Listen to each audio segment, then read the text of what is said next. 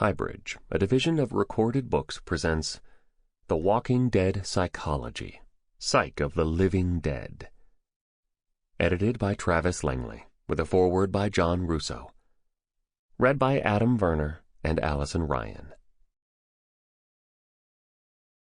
The Walking Dead Creators. Comic book. Writer, Robert Kirkman, all issues. Lead artists, Tony Moore, then Charlie Adlard. Publisher Image Comics. Debut October 2003. Television series. Developer Frank Darabont. Producers Gail Ann Hurd, David Alpert, Robert Kirkman, Charles H. Egley, Greg Nicotero, Tom Luce and the showrunners. Showrunners Frank Darabont, Glenn Mazzara, Scott Gimple. Original network AMC. Production companies AMC Studios, Circle of Confusion, Valhalla Entertainment, Idiot Box Productions. Debut Halloween 2010. Foreword. Why Don't They Die? John Russo, co-creator of Night of the Living Dead. Just as zombies can't die unless shot in the head, I guess the fascination with zombies won't die unless we shoot every zombie fan in the head. I made that flippant statement when I was interviewed back in 2010 by Bram Stoker Award winner Jonathan Mayberry. I went on to say that somehow this flesh-eating zombie craze has tapped into a raw atavistic dread that we all feel. The dread and fascination have gone on to reach epidemic proportions in The Walking Dead. The compelling question before us in this comprehensively insightful anthology, assembled by Travis Langley, is why? What is the cause and our psychological makeup of our continuing willingness, no, our actual craving, to be scared and entertained by the likes of Night of the Living Dead, The Evil Dead, The Return of the Living Dead, and on, right up to the present-day comic book and television blockbuster, The Walking Dead, which keep going year after year with undiminished popular enthusiasm, booming sales, and sky-high ratings. When we made Night of the Living Dead, we didn't call our flesh-eating dead people zombies. We called them ghouls, because technically, not every zombie is a ghoul. A ghoul is a being, alive or dead, who eats human flesh, usually dead flesh at that. When I was in grade school and high school, I went to see all the horror films that came into town, and most of them had trite, boring, overworked plots. I saw a few zombie flicks, but was not impressed with any of them. I never thought zombies were heavyweight fright material, like vampires or werewolves. They mostly just shambled around, trying to look scary, but didn't do much except maybe toss somebody against a wall, or try to strangle somebody. But when we turned them into flesh-eaters, that did the trick. We struck an atavistic chord in people, an intense element of fear that probably goes back to eons ago, when we were daily prey for wild beasts. A fossilized skull of a Stone Age infant was found in Africa, in the same area as was found the skull of a saber-toothed tiger, with a broken-off incisor, and the matching incisor fits perfectly into the hole in the infant's head. So we can imagine the terror that Stone Age mother must have felt every day, not only for her child, but for herself and everyone else in her tribe. We, as humans, had to fear not only saber-toothed tigers, but also cave bears, lions, tigers, hippos, vultures, alligators, and crocodiles. And that's only a partial list. But the human being, as was said a few days ago on a true crime show that I watch on ID Discovery, is definitely the most dangerous animal there is. And The Walking Dead deals with that most dangerous animal, as well as with the undead manifestations of his own kind that are coming after him as a result of a worldwide epidemic. In Night of the Living Dead, we intimated that the phenomenon was happening all over the United States, even though our story was confined to what was happening to a small group of people in an isolated farmhouse.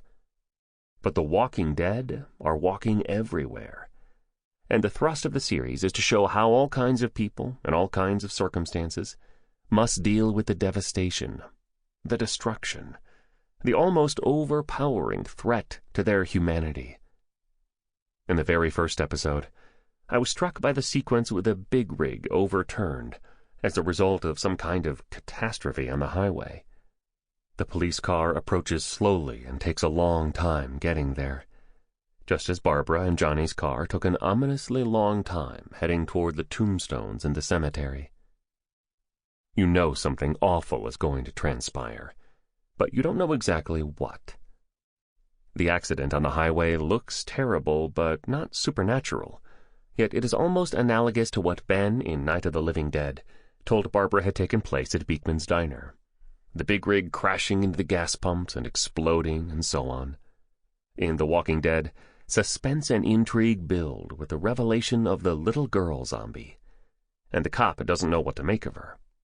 Then slowly the story gets heavily into what is really happening. The dead have arisen and have turned against live people. But before we realize the full extent of the phenomenon, we meet two very ordinary, empathetic cops talking and eating in their squad car. We learn that this drama is not just going to be about a swarm of zombies tearing people apart and devouring them, but is going to explore how real people might react if such a terrible worldwide cataclysm actually erupted. It is exactly the theme we had aimed to explore in Night of the Living Dead, albeit on a much smaller canvas. The revelations in The Walking Dead accumulate slowly, with patience and restraint, so that we are captured by puzzlement and intrigue. We follow Rick Grimes, the policeman we met early on, as he gets a terrible, life-threatening wound and wakes up days later in an ICU. Next we find out that the hospital is strangely abandoned. Then we see dozens of corpses outside, wrapped up, shrouded in bloody sheets. Eventually we are treated to corpses in coolers, rotting half-corpses that can still crawl and come after live humans, and an undead young woman who tries to get back into the house where she used to live when she was alive and not undead, so that she can see, or perhaps devour, her son Dwayne. And later, we experience the inner conflict of the woman's husband, Morgan, when he tries to force himself to shoot her, but cannot bring himself to pull the trigger. Similarly, Rick is driven to try to reunite with his wife and child after he manages to make it out of the ICU and back to his home, only to find them missing. Thus, we are drawn into the very human stories behind the overall tragedy. Good movies about any great calamity would not be so good if they were only about the tragedy of it all, and not about the way it tugs at our humanity and demands the most of us. Basically, in The Walking Dead, we are in a world war against a dire version of ourselves. And this theme, this powerful concept, must be explored, and is explored, with all the care and depth of a good war movie such as The Longest Day, The Winds of War, or All Quiet on the Western Front. They are not totally about the battles. They are about the people in the battles. I often say that Night of the Living Dead is Stagecoach, with zombies instead of Indians. We weren't thinking of it that way when we were writing the script and making the movie, but both of those movies are about human beings, with all their good qualities and all their bad qualities, having to fight for survival against tremendous odds and daunting, soul-deadening destruction. Both movies say something about all of us as human beings, and how we may rise to the occasion when we are in extreme jeopardy, or how we may fail. Sometimes people ask me, why doesn't the zombie craze die out? When will it ever end? When will people grow tired of it? I don't think they will, as long as writers, producers, and directors keep coming up with fresh, exciting ideas.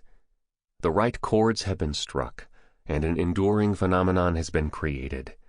From now on, it will continue to be reinvigorated by the artistic imagination. A compelling zombie story must have the same elements as any other successful story, and The Walking Dead has them.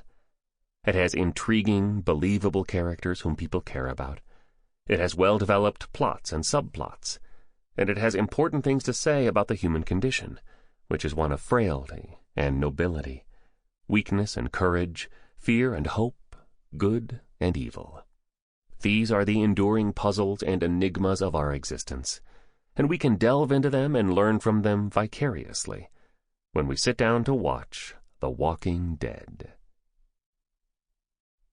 John Russo co-created Night of the Living Dead with George Romero. Russo invented the living dead as we know them, the flesh-eating ghouls people later called zombies, when he came up with the idea for the people attacking the film's farmhouse to be the recently deceased.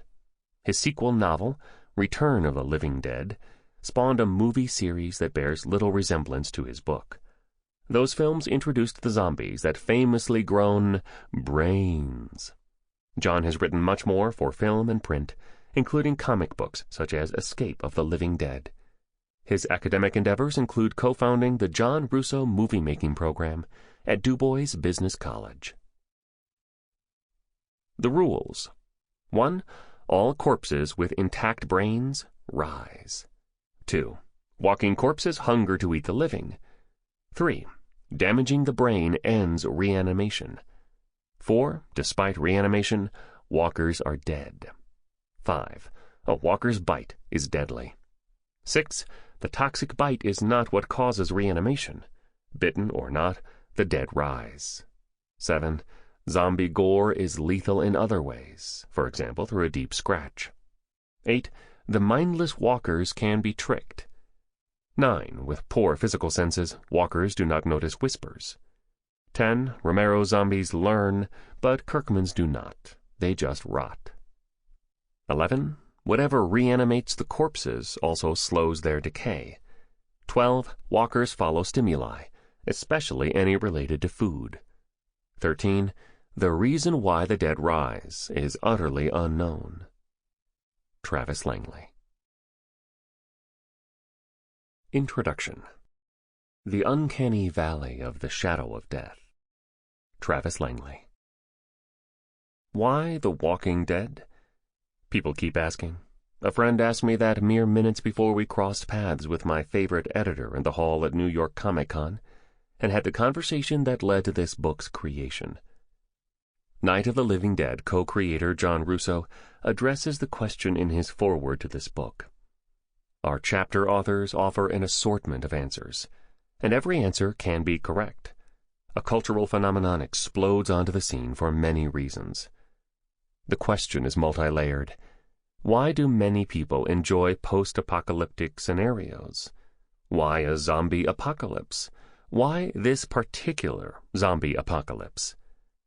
What was it about the early issues of The Walking Dead that inspired me to write the only letters I ever sent that saw print in a comic book's letter column? 3 times. Before the television series premiered, I asked its creator, Robert Kirkman, and developer Frank Darabont about the 21st century's zombie boom. Langley, why are zombies so popular now, as opposed to some other time? Kirkman, with a laugh, once a previous U.S. president made this country so horrible to live in, the fiction has to be that much more horrible and depressing to make up for how horrible and depressing life is. And what's more horrible and depressing than zombies and surviving, living from day to day in this kind of world where these ravenous monsters can attack you? Darabont, but it's also fun. Zombies are fun. Langley, you get to shoot people without them really being people. Darabont, with impunity. Kirkman, we all really just want to shoot people indiscriminately and not get into trouble. Darabont, exactly. To hell with the metaphors. World War Z author Max Brooks offered filmmaker George A. Romero and Dr. Stephen Schlossman, who has a chapter in this book, the seductive nostalgia of The Walking Dead, a more serious yet similar explanation. Brooks, I think there has been a sense from 9/11 on that the system is breaking down, and we want to know what the end game is psychologically, what all this is leading to. The problem is if you watch a movie where the catalyst for that disaster is real, like a nuclear war, you will not sleep that night. So if the catalyst is something like zombies, you can say, ah, wow, look, neighbors are stabbing each other, and FEMA's incompetent and the president is flying over going, that's peculiar. But it's zombies, so that's totally okay, and I'm going to go sleep. Apocalyptic narratives offer the fantasy of a worldwide do-over. With most of the world's population and technology out of the way, life becomes more savage, but also simpler in many ways. "I don't even know what time it is anymore," Herschel tells Rick. "Ever since I gave Glenn my watch, it's always right now to me." The Walking Dead has a timeless quality that lets it cross generations in its appeal and its likely longevity. Why not a vampire apocalypse? Why not killer robots, alien invaders, or rabid turtles? Zombies scare for reasons unlike those others. Like vampires, they blend the primitive fears of ghosts, violence, and losing our own humanity or souls. Senile dementia, schizophrenia, and many other disorders make some people dread the real possibility that they or those they know might lose the special qualities they think of as who they are. Unlike vampires, though, mindless zombies don't talk. They aren't sexy. Zombies descend deep into the uncanny valley.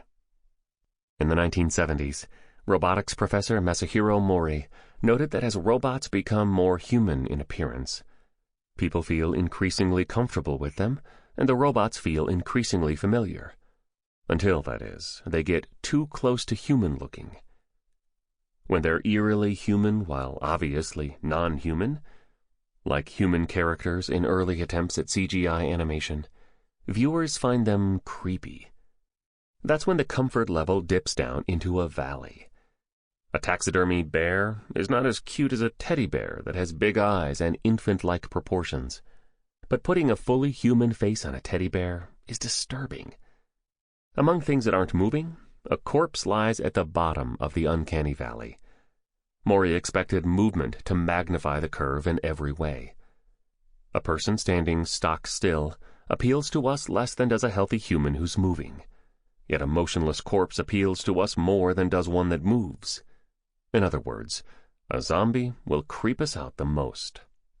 Zombies scare us, in part because they're nearly human, yet distinctly non-human.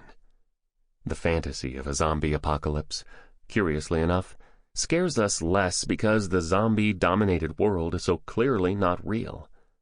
Other apocalyptic scenarios unsettle us with more realistic threats, versions of reality that fall into an uncanny valley of being reality-like. No matter how realistic a story such as The Walking Dead may be in depicting characters and their reactions, we know their world cannot become our own, and it's clearly not close to becoming real. That lets us have fun watching characters in that world even as we worry about what the walking corpses and the living antagonists might do to them. Why The Walking Dead? Those of us who write about the psychology of it get asked that question with one additional meaning. Why look at the psychology of something so clearly unreal? Largely for the reasons Max Brooks mentioned. We can talk about the best and worst aspects of human behavior without repulsing the audience.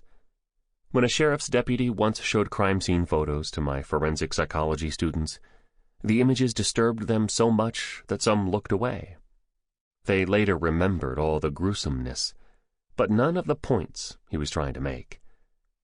When we talk about fictional heroes, monsters, and everyone in between, though, they listen. Why The Walking Dead? My nephew knows.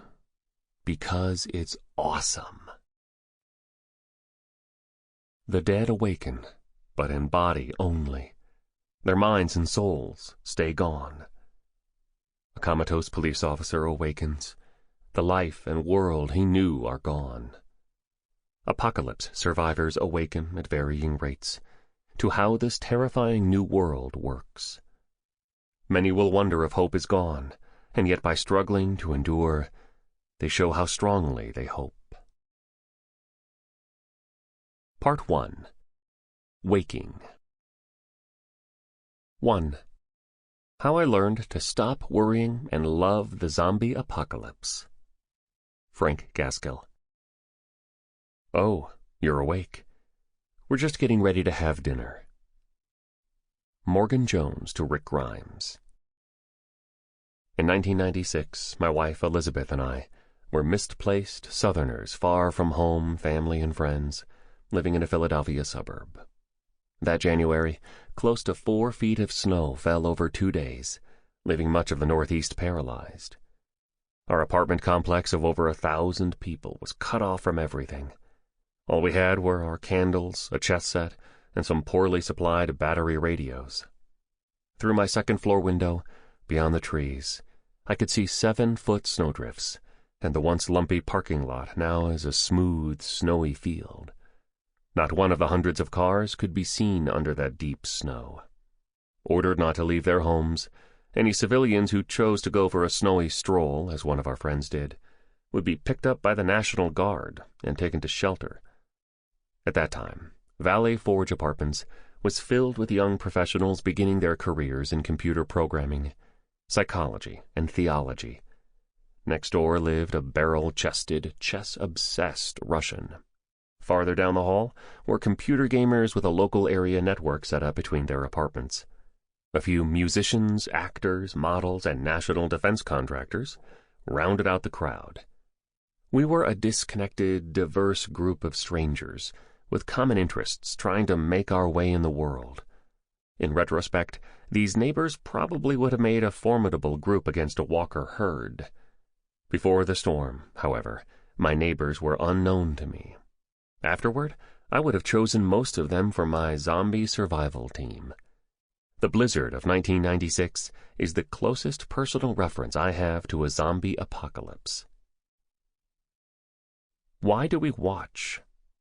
We love The Walking Dead. Love it. But why?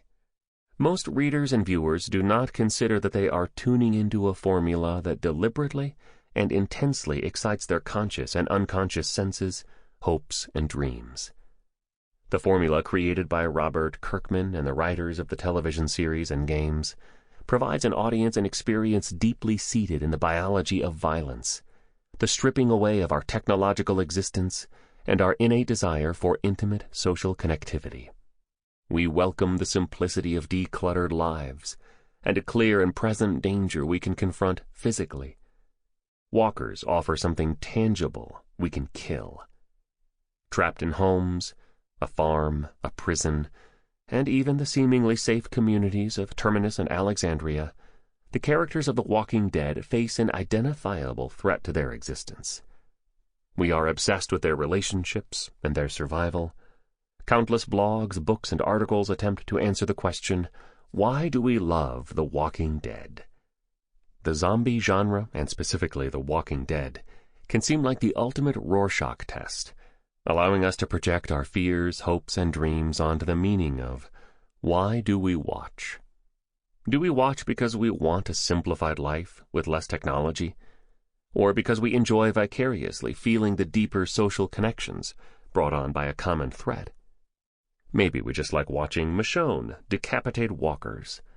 Once upon a time, he might have doubted my sanity if I'd said the world would obsessively watch a show in which a mother asks for a suicidal C-section and to be fatally shot by her own son. But we watch and rewatch week after week, death after death, trauma after trauma. Why do we talk about it at work? Why do we think through our zombie survival plans and contemplate who we might save or where we might go in order to survive? I believe The Walking Dead. The zombie genre as a whole excites us biologically and awakens an unconscious longing. The walkers clear away what distracts us and exposes not only who we are now, but who we might like to become. The zombies do more than provide the mechanism for the story. The zombie apocalypse embodies the true definition of apocalypse. The term apocalypse is a word generally meaning a revelation, derived from the Greek apokalypsis, to take the covering away. Anyone who watches zombie movies must be prepared for a strong indictment of life in modern America. Romero's groundbreaking movies provided needed mechanisms to decry societal evils and call out the worst of us, but TWD is not so blatantly a social commentary. When I think of Romero's films, I am horrified by the idea of living in the worlds he visualizes. I don't try to imagine myself in those settings. I usually feel disgust when I watch them, even though I love those films. In contrast, I often imagine and talk with my friends about living in a world similar to that of The Walking Dead. The zombies are just as real. The scenes of violence and gore are often worse than in the most intense zombie films to date. The uncovering process of the zombie apocalypse forces us to examine consciously and unconsciously what is hidden from our view. Walker taxonomy. Walkers. The main characters call their world's reanimated corpses walkers, a term Rick picks up from Morgan. Because electronic and print communication has broken down, people everywhere develop different terms. The respective zombie names, geeks, biters, deadheads, lame brains, monsters, skin eaters, rotters, and those people in the barn, reflect the nature of the people who do the naming. Lurkers. Instead of staying on the move, some linger in one spot, not walking until a stimulus snaps them into action. Every place living characters step can be minefield dangerous. Alert for roamers, they can wander upon a lurker that's ready to chomp an ankle. Roamers. Most of the walkers the characters encounter tend to wander. Talkers. Walkers do not talk, although a few comic book issues left fans wondering if they might. For information on what the talkers turn out to be, see Case File 7, The Whisperers. Herds. Environment makes walkers take paths of least resistance, following pavement, ambling downhill, and appetite drives all roamers toward stimuli they associate with living food. Without remembering gunshots they heard or passing vehicles they stumbled after, they walk. They cross paths. One follows another, groups grow, new noise redirects groups, hundreds, even thousands, may merge into this mindless mass. It's not what social psychologists call conformity, which would be matching others' behavior because of real or imagined pressure. They herd themselves no more deliberately than creeks flow into rivers. Travis Langley. Yes, Virginia, we love gore. Many people ask why I watch The Walking Dead. It's so gross. All those zombies are disgusting. My indignant reply, it's not about the zombies. It's about people and relationships. Have you ever watched it? In response, I get blank stares after reinforcing people's sense that I'm a weirdo. A close friend questioned the simplicity of my theory that the primary reason we watch is the imagined hope or longing for a more simplistic and possibly primitive existence. Many people are drawn to gory movies because these scenes of violence ignite primeval systems that are both stimulating and reinforcing. Violent sports, the Rocky movies, and many other films that stimulate our crocodile and predatory old brains are very popular. Our conscious and unconscious preoccupation with violence is also why the news starts off with fires and shootings. The violence and gore typical of the Walking Dead comic book are exceptional for TV and cross barriers never before seen on a mainstream network such as AMC. The scene that crossed new boundaries appeared in the series premiere. Rick rides into Atlanta on humankind's domesticated companion of thousands of years, the horse. Rick has lost his family and his society as he knew it, but has a companion in the horse, a connection with the living, to family, a farm, and a pond. The horse is life. The symbolism of the sheriff riding into town offers us hope. Skyscrapers and an M1 Abrams tank surround him with representations of humankind's technological feats. Alas, to survive the assault by scores of zombies, Rick must abandon his horse to climb into the belly of the tank. His equine companion's cry and the walker's ensuing ant-like attack shock me to this day.